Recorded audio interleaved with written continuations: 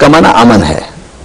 گویا اسلام امن، اسلام سلامتی کا دین ہے، سلامتی اور امن کا نظریہ ہے، سلامتی اور امن کا نظام زندگی ہے. لڑائی کی تو بات ہی اسلام اس کی اجازت نہیں دیتا. ہاں اب یہ ہے کہ انسان ہے، اختلاف ہو سکتا ہے، اختلاف ہو سکتا ہے، اختلاف ہو سکتا ہے. تو اختلاف کی صورت میں جو اسلام کہتا ہے وہ یہ کہتا ہے کہ آپ ٹالرنس رکھیں، برداشت کریں، دوسروں پر اپنی رائے مسلط نہ کریں. اسلام میں قطعاً، میں دو ٹوک لفظوں میں یہ بات کہنا چاہتا ہوں، اسلام میں قطعاً اپنی رائے دوسرے پر مسلط کرنے کی اجازت نہیں ہے. اسلام میں اپنی رائے دوسرے پر مسلط کرنا اس کو اچھا نہیں سمجھا گیا. اگر کہیں اختلاف رائے ہوتا ہے تو اس اختلاف رائے کو اختلاف رائے ہی رکھیں، اس اختلاف رائے کو اختلاف رائے کے حدود میں رہنے دیں، اس کو جھگڑا نہ بنائیں. دیکھیے آپ نے کہا کہ ہم مسلک لوگ، ہم مذہب لوگ اس پاکستان میں رہنے والے جب لڑیں، میں یہ پوچھتا ہوں کہ جب اللہ ایک ہے، جب رسول ایک ہے، جب قرآن ایک ہے، جب دین ایک ہے، جب شریعت ایک ہے، جب نماز ایک ہے، جب روزہ ایک ہے، جب حج ایک ہے، جب بیت اللہ ایک ہے، جب نبی کا مدینہ گنبد خضرا ایک ہے، تو پھر لڑائی کی وجہ کیا ہے؟ اس لڑائی کے پس منظر یا تو کوئی طالع آزما ہے، یا کوئی اقتدار کی ہوس رکھنے والا ہے، یا پھر ہم مذہبی لوگ اپنے چھوٹے چھوٹے مفادات کے لیے کسی کے ہاتھ میں کھیلنے والے بن جاتے ہیں. ورنہ جب سب، علامہ اقبال نے بھی یہ کہا تھا نا کہ جب سب کچھ ہی ایک ہے تو پھر اختلاف کس بات کا ہے؟ اختلاف آپ رکھیں، اختلاف کو جھگڑا نہ بننے دیں، اختلاف رکھیں، اختلاف کو لڑائی نہ بننے دیں. دیکھیے نبی پاک صلی اللہ علیہ وسلم نے فرمایا اختلاف امتی رحمت، کہ میری امت کا اختلاف جو ہے رحمت ہے. لیکن ساتھ فرما دیا ہے کہ ان لوگوں میں سے نہ ہونا کہ جنہوں نے دین کو ٹکڑے ٹکڑے کر دیا. وہاں تفریقہ کا لفظ ہے، اختلاف کا لفظ نہیں ہے. تفریقہ کہ جنہوں نے دین کو ٹکڑے ٹکڑے کر دیا. دین کو ٹکڑے ٹکڑے کرنا، مسلک میں تقسیم کرنا اور اپنے گروہ بنا کے مذہب کے نام پر لڑائی کرنا، یہ ایک الگ ایشو ہے. اختلاف رائے اور چیز ہے. اختلاف رائے کو علماء اس طرح بتائے جس طرح گلدستہ ہوتا ہے، اس میں چند پھول ہوتے ہیں. اگر اس میں ایک ہی پھول ہو تو وہ گلدستہ نہیں ہوتا. گلدستہ بنتا ہی تب ہے کہ جب اس میں چند پھول رکھے جائیں. اور اس کے لیے ایک کسی مفکر نے ایک بڑی اچھی بات کی کہ وہ اپنے چند دوستوں کے ساتھ نکلا سیر کرنے کے لیے. تو ایک طرف لہلہاتے کھیت تھے اور دوسری طرف لہلہاتا باغ تھا جس میں پھول تھے مختلف رنگوں کے، مختلف خوشبوؤں کے.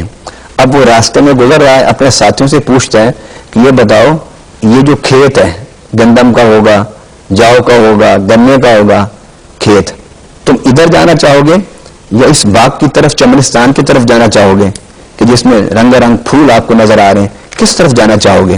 تو انہوں نے کہا کہ ہم لہلہاتے کھیتوں میں نہیں، یہ جو رنگ رنگ پھول کا باغ ہے اس کی طرف ہم جانا پسند کریں گے. تو انہوں نے پوچھا کہ ہے تو دونوں طرف ہی سبزہ، یہ لہلہاتے کھیت بھی سبزہ ہیں اور یہ پھولوں کا باغ بھی سبزہ ہے، تو آپ لہلہاتے کھیتوں کی بجائے پھولوں کی طرف کیوں جانا چاہتے ہیں؟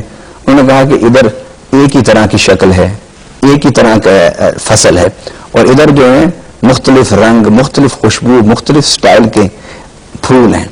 تو یہ کائنات کا حسن ہی اس میں ہے کہ انسان سوچے. اور کبھی بھی سارے انسان ایک سوچ پر اکٹھے نہیں ہو سکتے، کبھی بھی سارے انسان ایک ڈھنگ سے نہیں سوچ سکتے، کبھی بھی سارے انسان ایک طریقے سے نہیں سوچ سکتے. رب العالمین نے قرآن میں خود کہہ دیا ہے کہ اگر اللہ تعالیٰ چاہتا تو پوری انسانیت کو ایمان پر ہی پیدا کر دیتا. وَلَوْ شَاءَ رَبُّكَ لَآمَنَ مَنْ فِي الْأَرْضِ كُلُّهُمْ جَمِيعًا، کل کے کل اور جمیع انسان اللہ تعالیٰ ایک ہی نظریے پر پیدا کر دیتا. لیکن اللہ تعالیٰ کی یہ مشیت نہیں ہے، کیونکہ اللہ نے ہر انسان کو عقل اور ذہن اور فکر دی ہے اور وہ اس کو سوچنے والا ہے.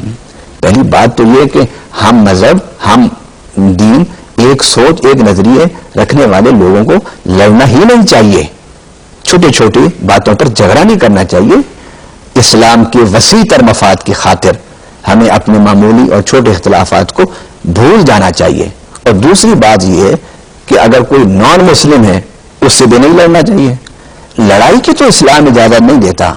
اسلام تو دعوت و تبلیغ کی بات کرتا ہے. اور قرآن میں ہے کہ ادعو الی سبیل ربک بالحکمت والموعظۃ الحسنہ، کہ آپ اللہ کے راستے کی طرف اگر بلانا بھی چاہتے ہیں کسی کو تو بالحکمہ، دانائی کے ساتھ، والموعظۃ الحسنہ، اچھے واعظ کے ساتھ، اچھے اسلوب کے ساتھ، اچھے ڈھنگ کے ساتھ آپ اس کو اللہ کے راستے میں بلائیے. اسلام تو لڑائی کسی صورت میں نہیں دیتا اس کا پیغام.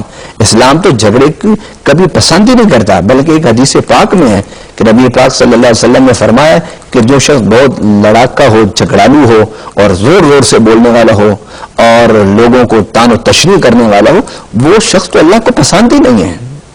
تو گویا ایک شہری کی پہلی ذمہ داری یہ ہے کہ وہ اپنی مملکت میں، اپنے پاکستان میں وہ امن، سکون، اطمینان، برداشت اور صبر کی فضا پیدا کرنے کے لیے یہ سب کام، یہ سب اوصاف پہلے اپنے اندر پیدا کرے. جس طرح وہ اپنے گھر کو مینٹین کرتا ہے، اس کا گھر ایک چھوٹی مملکت ہے اور یہ پاکستان ایک بڑی مملکت ہے. جس طرح ہم اپنی چھوٹی مملکت کو مینٹین کرنے کے لیے کتنی قربانی ہے اور کتنے صبر کرتے ہیں، اسی طریقے سے اس مملکت کو، جس کو ہمارے باپ دادا نے خون سے سینچا ہے، اس کو باقی رکھنے کے لیے، اس کو خوبصورت رکھنے کے لیے، اس میں امن سلامتی رکھنے کے لیے ضروری ہے کہ ہم صبر، تحمل اور دوسرے کی رائے کو سن کے اس کو سمجھنے کی کوشش کریں. علامہ صاحب، یہ بڑی اچھی بات آپ نے کی کہ دوسرے کی رائے کو سمجھیں اور اس کو سمجھنے کی کوشش کریں اور اس کے نقطۂ نظر پہ جانے کی کوشش کریں کہ پاسبلٹیز دیا کہ وہ بھی ٹھیک ہی بات کر رہا ہو. لیکن ہم لوگ عام طور پر یہ بھی دیکھا گیا ہے ہمارے اسی معاشرے میں کہ بعض دفعہ جب ہمیں کسی سینئر سے اختلاف ہوتا ہے، اپنے گھر والوں سے اختلاف ہوتا ہے، یا ہمیں مملکت کے کسی بیوروکریٹ سے، کسی بڑے بندے سے اختلاف ہوتا ہے، تو بعض دفعہ خود سوزیاں بھی کی جاتی ہیں، خودکشی کی کوشش بھی کی جاتی ہے. اور یہ ایک احتجاج کا ایک رنگ سمجھا جاتا ہے کہ یہ بھی جناب ایک احتجاج ہے اور بہت بڑا احتجاج ہے کہ خود سوزی کی نہ صرف دھمکی دینا بلکہ اس کی کوشش کرنا یا خودکشی کی کوشش کرنا، خودکشی کرنا. اس حوالے سے آپ فرمائیے گا کہ اسلام کیا ہمیں حکم دیتا ہے؟ میں سمجھتا ہوں کہ پاکستان اس وقت جن حالات سے گزر رہا ہے اس میں ان باتوں کی تشہیر ایک خاص مقصد کے لیے کی جا رہی ہے کہ فلاں جو ہے وہ فلاں شخصیت کے لیے اپنے آپ کو آگ لگانا چاہتا ہے، خود سوزی کرنا چاہتا ہے، اپنے آپ کو مارنا چاہتا ہے. ایسی بات کرنے والے جو میرے بھائی، میری بہنیں، میری